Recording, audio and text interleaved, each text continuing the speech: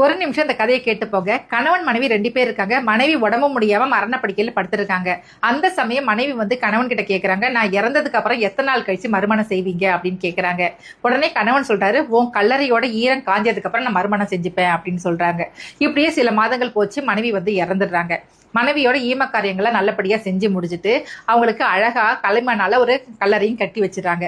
டெய்லியும் கணவன் வந்து அந்த கல்லறைக்கு போறாங்க. அந்த கல்லறை ஈரமாவே இருக்கு. இப்படியே 6 மாசம் போயிருது. 6 மாசம் ஆகியுமே அந்த கலரை ஈரமாவே இருக்கிறத பார்த்தோன்னா அந்த கணவனுக்கு வந்து அதிர்ச்சி ஆகுது. ஒரு சமயம் இவ பேயா இருப்பாளோ, இந்த கலரை காயவே மாட்டேங்குதே அப்படின்னு யோசிச்சுக்கிட்டே போயிடுறான். இப்படியே 1 வருஷம் போது. மனைவியோட நினைவு நாளும் வருது. அன்னைக்கும் போயிட்டு அந்த கல்லறையை பாக்குறாங்க. அன்னைக்கும் ஈரமாவே இருக்கு. உடனே வந்து அந்த கணவன் வந்து ஓன்னு கதறி அழுவுறாரு. உனக்கு என் மேல எவ்வளவு பாசம் இருந்தா இந்த கல்லறையோட ஈரம் காயாம பாத்துப்பேன்னு சொல்லி அழுதுட்டு இருக்காரு. அந்த சமயம் பார்த்து மனைவியோட சகோதரன் ஒரு குடத்துல தண்ணியோட வராரு. உடனே கணவன் வந்து அந்த சகோதரனை பார்த்து, நீ என்ன இங்க அப்படின்னு கேக்குறாங்க. உடனே அந்த சகோதரன் சொல்றாரு, நீ உங்க மனைவி வந்து, அதாவது என்னோட தங்கச்சி சாவறதுக்கு 1 மணி நேரத்துக்கு முன்னாடி என்கிட்ட ஒரு சத்தியம் வாங்கிட்டாங்க.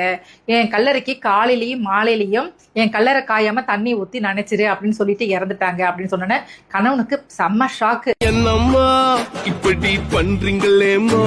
இதுல இருந்து என்ன தெரியுது? மனைவி இறந்தாலுமே உங்களை நிம்மதியா வாழ விட மாட்டாங்க. தன்னோட இடத்தை யாருக்குமே விட்டு கொடுக்க மாட்டாங்க. அதாவது லைஃபே மாறினாலும் வைஃப் மாறவே மாட்டாங்க. தேங்க்யூ. Download ShareChat.